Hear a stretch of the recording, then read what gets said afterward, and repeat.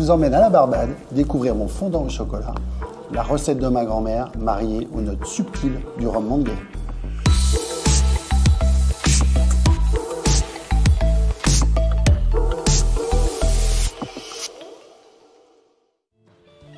Pour commencer ce fondant au chocolat, on va faire fondre au bain-marie du chocolat.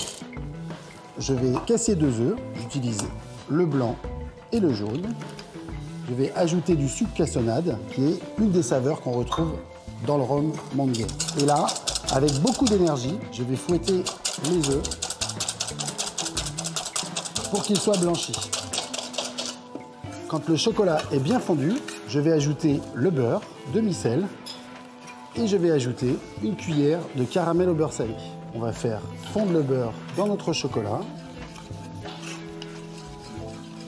Et je vais venir apporter une touche d'exotisme et des saveurs de vanille grâce au rhum Mandguet. Je vais maintenant incorporer délicatement le chocolat à ma préparation avec les œufs.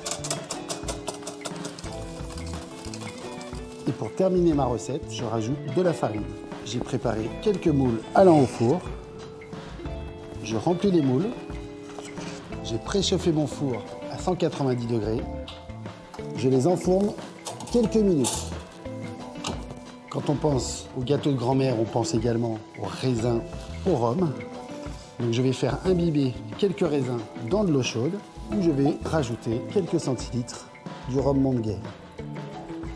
Si vous pouvez d'ailleurs faire cette tâche la veille, c'est bien mieux pour que les raisins s'imbibent complètement des parfums de vanille et de l'exotisme de ce rhum Mandguet.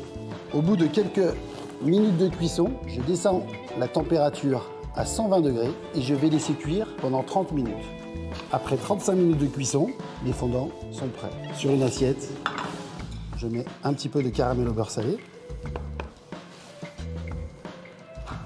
Je viens démouler le fondant et je viens, selon vos envies, l'arroser avec ces raisins imbibés au rhum Mandguet.